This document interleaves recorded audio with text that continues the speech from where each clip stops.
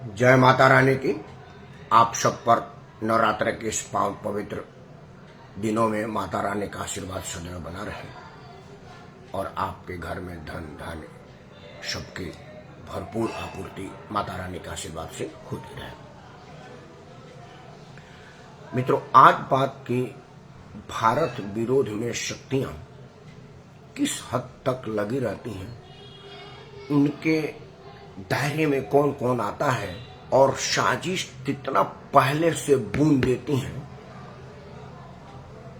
इस बात के अंदाजा आप इस बात से लगाइए कि आदमी को टारगेट करके उनको हर तरह से प्रलोभन दे करके चिन्हित करके उनको अपने जाल में फंसाया जाता है।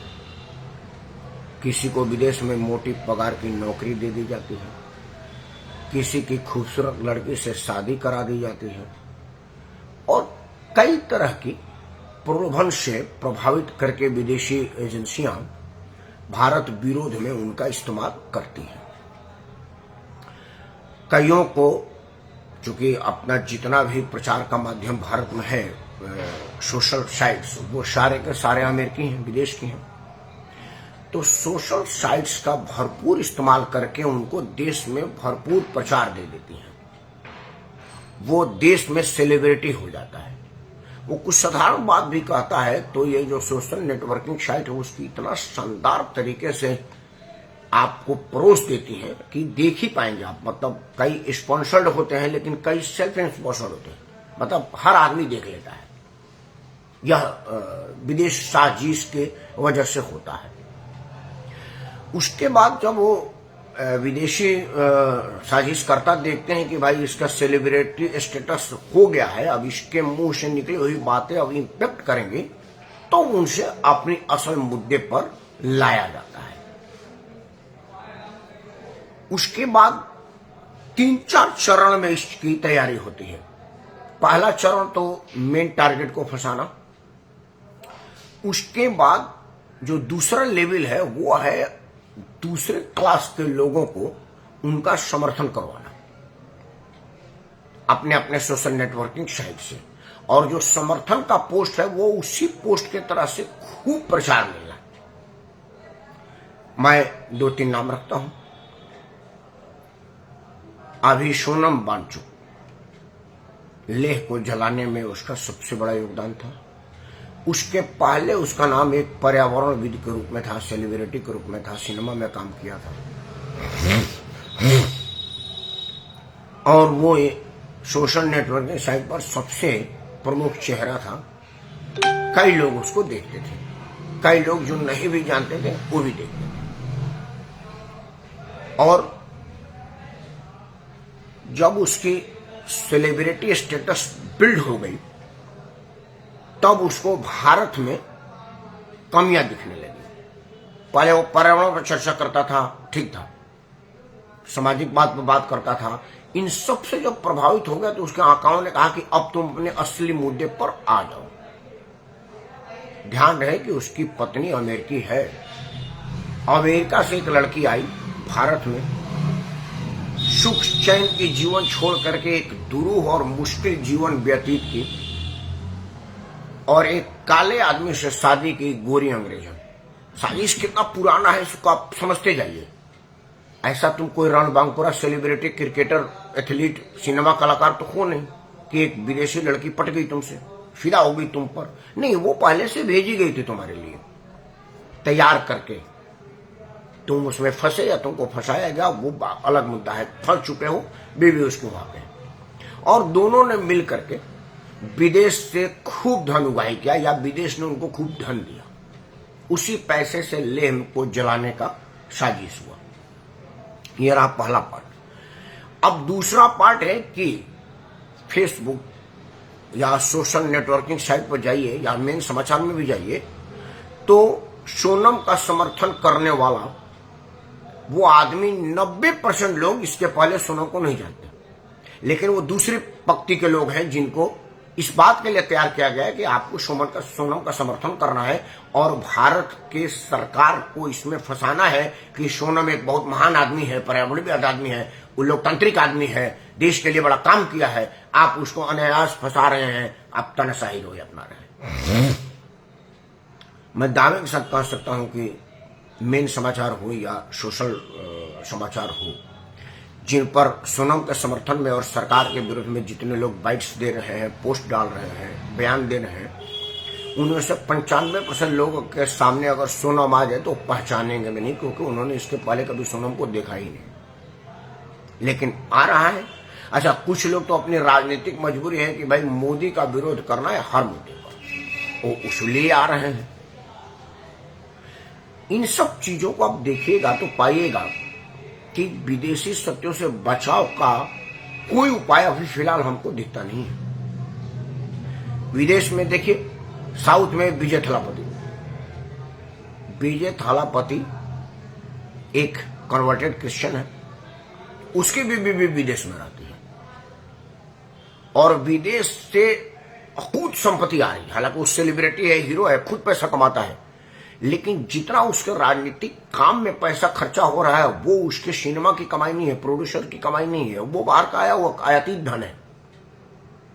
और उसका काम भारत के एस्टेब्लिशमेंट का विरोध करना है, क्योंकि बाहर की जो एजेंसियां हैं वो हमारे दक्षिण भारत पर नजरें गड़ाई हुई हैं। उनको हमारा दक्षिण भारत का किला फतेह करने के हर वो प्रयास कर रहा है, और सबसे इसका शुरुआत हुआ है धर्मांतरण से, क्योंकि दक्षिण भारत में खूब तेजी से क्रिश्चियन धर्म पैठ बना रहा है, धर्मांतरण हो रहा है। मैं दक्षिण भारत क्यों जाऊं?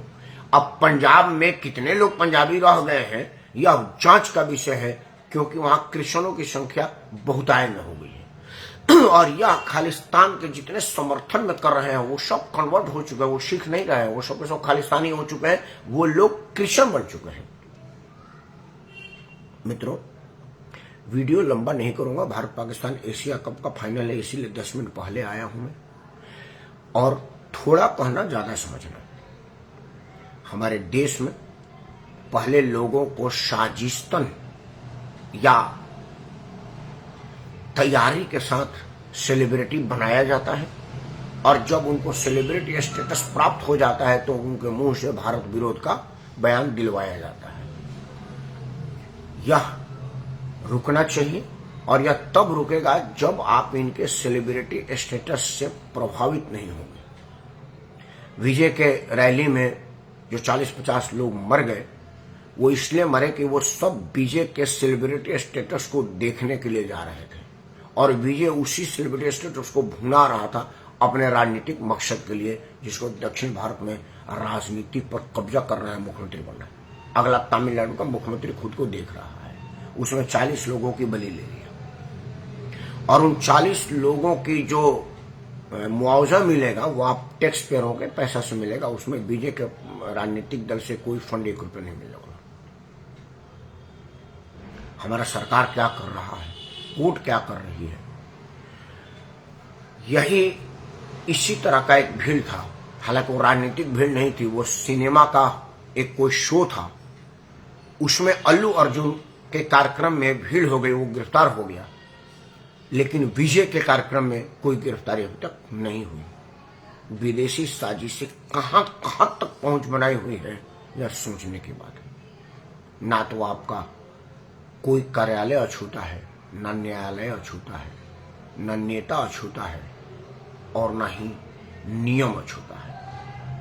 इन सबको अपने हिसाब से बनवा दिया गया है। कई न्यायाधीशों को देखेंगे, उनके कार्यक्रम को देखेंगे, उनके द्वारा दिए गए फैसलों को जब देखेंगे तो पाएंगे कि इतनी बड़ी अपराध के लिए उन्होंने अपराध मुक्त कर दिया। क्यों? क्योंकि वो पुरोहित हैं उन एजेंसियों के द्वारा से। इसलिए मैंने कहा कि ना तो हमारा कार्यालय सुरक्षित है, ना ही हमारा न्यायालय सुरक्षित है, ना नेता सुरक्षित है, ना नियम सुरक्षित है। तो जब हर शाख पोलू बैठा है तो अंजामे गुलस्ता क्या होगा? मित्रों, हम सब लोगों को ऐसी सेलिब्रिटियों के साजिश को समझना चाहिए, और खास तौर से जिनकी पत्नियां विदेश की हैं या विदेश में रहती हैं, उनके विषय में बताने की जरूरत नहीं है। ध्यान रखिएगा, बहुत दिन पहले एक विदेशी लड़की बहू बन के आई, और परिणाम है कि परिवार में अब कोई नहीं है। उसकी बेटी भी एक जगह बहू बन के गई, वहां भी परिवार में कोई नहीं है। मतलब कितनी दूर सोच है, या अनफॉर्चुनेट यह भी हो सकता है, लेकिन विचार युग मुद्दा तो है ही है। विचार जरूर करिएगा, क्योंकि सेलिब्रिटी के आड़ में आपका सत्यानाश का प्रयास हो रहा है और यह विदेशी शक्तियां कर रही हैं। जब तक इनसे बचेंगे नहीं, तब तक आप बचेंगे नहीं। बचाव ही इनसे उपाय है, और इनके प्रभाव से प्रभावहीन रहना ही पहला सुझाव है। मित्रों, विदेशी साजिश के विरुद्ध यह कार्यक्रम आप अपना आशीर्वाद के साथ प्रचार प्रसार दें, ताकि आम जन होशियार रहे और सेलिब्रिटियों के शैतानी सोच साजिश से समझदार होकर के होशियारी करें। जय हिंद, वंदे मातरम और भारत माता की जय।